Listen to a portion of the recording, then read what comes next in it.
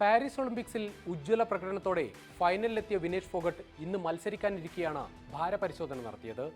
100 gram അധികം കണ്ടതിനെ തുടർന്ന് ഫൈനലിൽ മത്സരിക്കുന്നതിൽ നിന്ന് വിനേഷിനെ അന്താരാഷ്ട്ര ഒളിമ്പിക് കമ്മിറ്റി അയോഗ്യയാക്കി. ഇതോടെ വെള്ളി മെഡൽ പോലുമില്ലാതെ വിനേഷിന് പാരീസിൽ നിന്ന് മടങ്ങേണ്ടി വരും.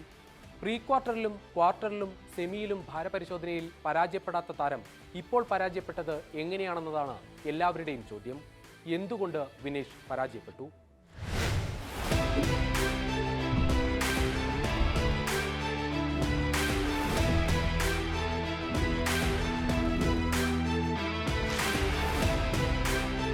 ഓരോ ഭാരവിഭാഗങ്ങളിലും 2 ദിവസങ്ങളിലായാണ് ഗുസ്തി മത്സരങ്ങൾ നടക്കുന്നത്.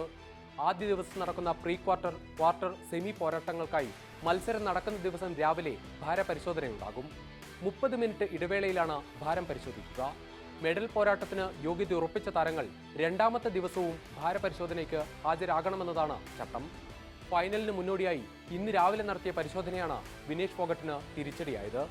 100 ഗ്രാം അധികമാണെന്നാണ് പരിശോധനയിൽ കണ്ടത്. സെമി ഫൈനൽ മത്സരത്തിന് പിന്നാലെ വിനേഷ് ഫോഗട്ടിന്റെ ഭാരം 2 കിലോയോളം ഉയർന്നു നിൽക്കുകയായിരുന്നുവെന്നാണ് റിപ്പോർട്ട്. ഉറക്കം ഒഴിവാക്കി കഠിന വ്യായാമങ്ങളിലായിരുന്നു പരിശോധനയ്ക്ക് മുൻപുള്ള മണിക്കൂറുകൾ വിനേഷ് ഫോഗട്ട്. ഒടുവിൽ നിർജ്ജലീകരണം കാരണം പാരീസിലെ ക്ലിനിക്കിൽ ചികിത്സയിലുമാണ്. ഗുസ്തി ഫെഡറേഷനിലെ ലൈംഗിക ആരോപണത്തെ തുടർന്ന് മുൻ അധ്യക്ഷൻ ബ്രിജ്ഭൂഷൺ ശരൺ സിംഗിനെതിരെ സമരം ചെയ്തതോടെ പ്രതിസന്ധി നേരിട്ട ഗുസ്തി താരങ്ങളിൽ സാക്ഷി മാലിക്കും ബജ്രംഗ് പൂനിയയും അടക്കമുള്ളവർക്ക് ഇത്തവണ പാരീസിൽ യോഗ്യതയുറപ്പിക്കാനായില്ല.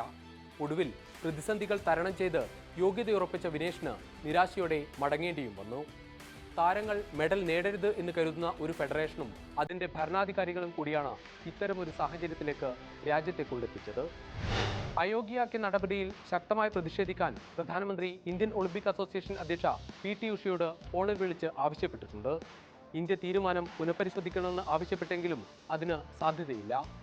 ഒളിമ്പിക് ഗുസ്തിയിൽ സ്വർണമോ വെള്ളിയോ സ്വന്തമാക്കുന്ന ആദ്യ ഇന്ത്യൻ വനിതാ താരമെന്ന ചരിത്ര നേട്ടം കൂടിയാണ് നമുക്ക് നഷ്ടമായത്.